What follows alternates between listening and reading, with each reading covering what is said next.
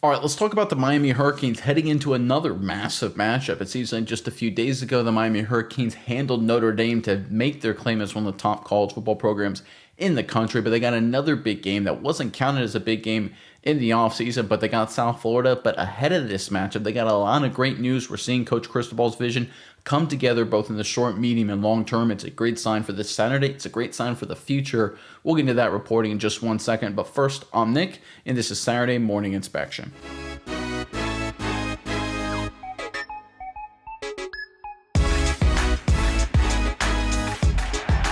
All right, the Miami Hurricanes, I think, are very clearly one of the top programs in college football. Yet again, a lot of question marks when it came to Carson Beck, at least through 2 weeks, have been answered. This team is very talented across the board, offense, defense, young guys, veterans, and it's clear there's momentum behind this Hurricanes program. One of the biggest ways you can tell during the season, and certainly early on in the season, when a lot of recruits, a lot of potential guys, commits or non-commits, they look at programs and maybe they had committed, maybe they're a little lukewarm, and they see what teams do and they say, that's it, I'm all in, I'm bought in, right? That's how you know a program has stamped its claim. It's very interesting. I know a lot of people look at these recruits and they see them as a little flaky, but when you see some of these high school kids, these top flight recruits, they see these programs and what they look like. It takes them about 30 minutes of watching the game or at very least one game, and they're like, this is where I want to go. Yep, I'm shutting it down. And that's exactly what happened with the Miami Hurricanes. Let's pull up this tweet here or post on X, courtesy of the great Hayes Fawcett, fantastic reporter. Highly recommend you guys give him a follow if you don't already for all kinds of recruiting news, college football world. He said, news, 4-star Miami wide receiver commit Samorian Wingo has shut down his recruitment. He tells me for @Rivals, the 6'3", 185-pound wide receiver has been committed to the Hurricanes since July. He said, DeCrib is where I belong. I'm shutting my recruitment down. I'm home. Go Canes. All right, so obviously shouldn't be a huge shocker. He'd already committed. Seemed a high probability that he was going to stay committed and eventually sign with the Miami Hurricanes. But the timing matters and context really matters, guys, because this is the time of the year where we see programs with their recruiting classes for the future. This is where they can lose guys. And it may not happen, in terms of news reporting, but I guarantee you some freshmen watching some programs, watching how they started, and they're like, I'm not so sure. Look at the Alabama Crimson Tide, for example. Rough start to their season. We'll see how they finish, but that sort of die has been cast for them. A lot of people are like, I don't know, right? You look at even the Texas Longhorns, one of the better programs in the country. They look a little lifeless against Ohio State, certainly offensively. So slow start week 2. I guarantee you some of their top commits are like, maybe I can wait a minute. Maybe I can think about other programs. Not happening with Miami. Not happening right here with Mingo and Wingo, and not happening with the overall across the board with a lot of what they're trying to do. Players see what the Hurricanes are doing and they're bought in, right? And I think that's an important thing. That's part of Cristobal's vision. That's why the Notre Dame victory was so important. Obviously, it was important over the context of the season, but it sent a statement across the college football world that the Miami Hurricanes are clearly one of the top contenders in college football. That what happened last year was a fluke. They were obviously a playoff team with a disappointing ending, short end of the stick. You look at an SMU getting in, they should not have. I think we all understand that now. It was an unfortunate mistake. That's my opinion, and I think a lot of people would agree with that. But now we're seeing Miami stake their claim as we head into a big-time matchup this weekend against South Florida. But again, I'm talking about context. It's more than just this recruiting report. When you look at this situation with the entire structure of Miami, you're seeing a multi-layered team, offense, defense, young and old. And I guarantee you this is part of Cristobal's strategy. Let's get into our next report here. We've got first of 2 here from Canes Warning. And this first one is about freshman and wide receiver sensation Malachi Toney. The report says Toney leads all true freshman wide receivers nationally with 12 receptions and is tied for first with Jalen Cooper of SMU with 172 yards. Toney had led Miami in receptions, receiving yards, and targets and wins over Notre Dame and Bethune-Cookman to begin the 2025 season. Toney had 6 catches on 10 targets for 82 yards and a touchdown as Miami beat Notre Dame 27-24 in the season opener. After the win over Notre Dame, Miami head coach Mario Cristobal stated about Toney, he's special. We were trying to keep him a secret. Well, the secret's obviously out of the bag. Toney is an elite wide receiver, but he's a freshman, showing up day one, doing good things, right? But it's not just freshmen. It's not just Toney. How about on the defensive side of the football, guys? This is also in Canes Warning, talking about Ruben Bain, the veteran defensive lineman.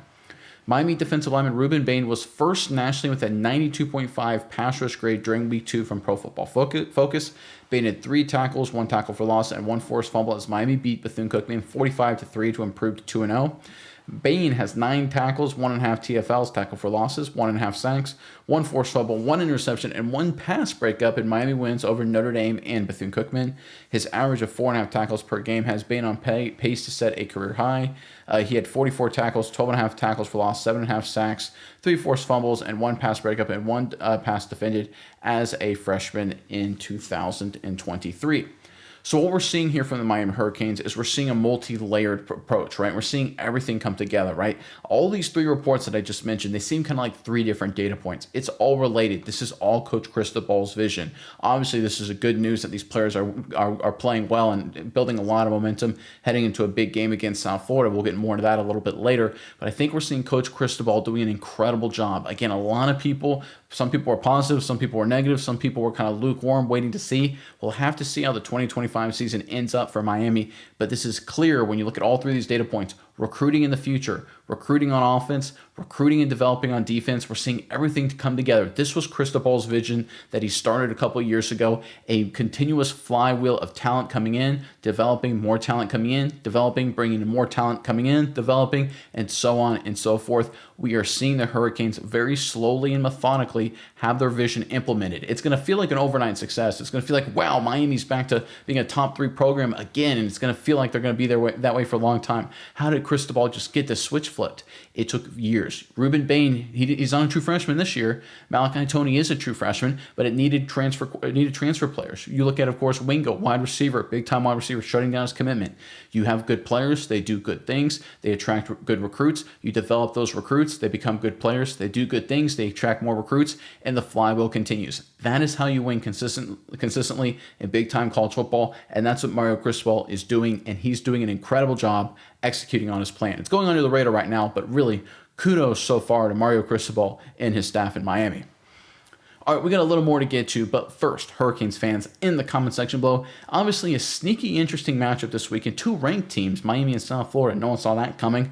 Give us your prediction of a final score between the Miami Hurricanes and the University of South Florida. This game could go, I think, a couple different directions. I think a lot of people like Miami's chances, but it's been a very frisky South Florida team. After all, they just upset Florida. Were the Gators as bad as we had, or not as good as we had thought, or maybe South Florida is actually really good? It'll be an interesting matchup this weekend. We'll find out for sure. A lot of questions will be answered. Give us your prediction, final score in the comment section below. Without further ado, let's jump into this matchup and talk about what it means and where the data sits. So right now you've got this ranked sort of lineup between Miami and South Florida. It's one of the big games of the weekend. But if you look at the data, if you look at ESPN Analytics and their sportsbook, ESPN Bet Sportsbook, it's pretty lopsided, right? So you have Miami right now has a 72.2 chance to win per their matchup predictor, while the University of South Florida has a 27.8 chance per win. That's pretty hefty. That's a pretty significant, especially for a ranked team, South Florida, coming off some big wins. Just from an analytical perspective, they don't have a great chance to win. I mean, most teams, if it's in conference play, you're going to have at least a 10, 15, 20% chance to win, just because fluky things can happen. To be rated so lowly, only 27.8, I think that's a sign that Miami is in a good position, and the odds makers feel the exact same way. Look at that spread on the bottom. There's 2 things to really point out here. First thing right here, Miami Hurricanes, they opened as a 15.5 point favorite. That is massive. Now, look, I know spreads are much bigger in college football landscape than they are, for example, in the National Football League, where a 4-point spread can be pretty significant. But a 15.5 point spread, even in the world of college football, that's pretty darn big. But I love the money that's flowed into Miami. You're seeing this the spread shift 2 points from 15.5. It opened at 15.5 to currently, at the time of this recording anyway, 17.5 point spread for the Miami Hurricanes.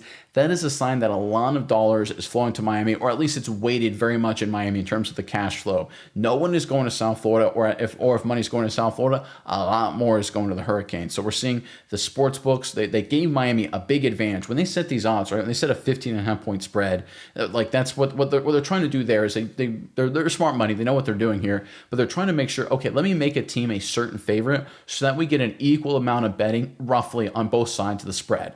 But what happens if a lot of money goes to one side, then they have to shift the line, right? Because they want to have an equal amount of money. So they opened up with Miami as such a heavy favorite. They thought, okay, there's going to be equal money. And then no money came to South Florida, or at least the ratio was much more in the Hurricanes' favor. So the line had to shift. And a 2-point shift at this point, I think, is pretty significant. What's very interesting is you actually even saw the total increase, right? From a 54.5 over under to a 56.5 over under, which is Very interesting. So it's not like people looked at the over-under and just said, okay, maybe South Florida isn't as good. They won't score very much against Miami. The dollars that flowed in basically bet Miami's going to score a lot more than people think. Because if you look at a 15.5 point spread and a 54.5 over-under, that's basically, I mean, you guys are gonna hate me with this math here, as I'm gonna try and just do this off the top of my head, but that's kind of like a 35, 34, 21, 34, 20 kind of score. That's the vibe you're kind of feeling.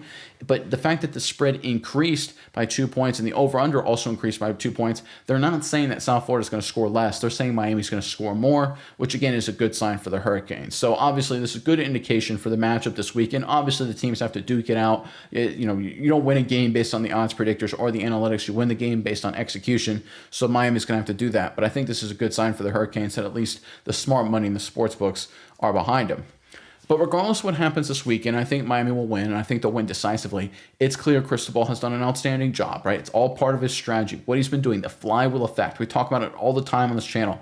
Get good recruits, really good recruits, develop them, and then those guys will do well. Your team will do well. Then you'll recruit more good players, develop them. They'll do well, and they'll recruit more good players, and your team will do well, and so on and so forth.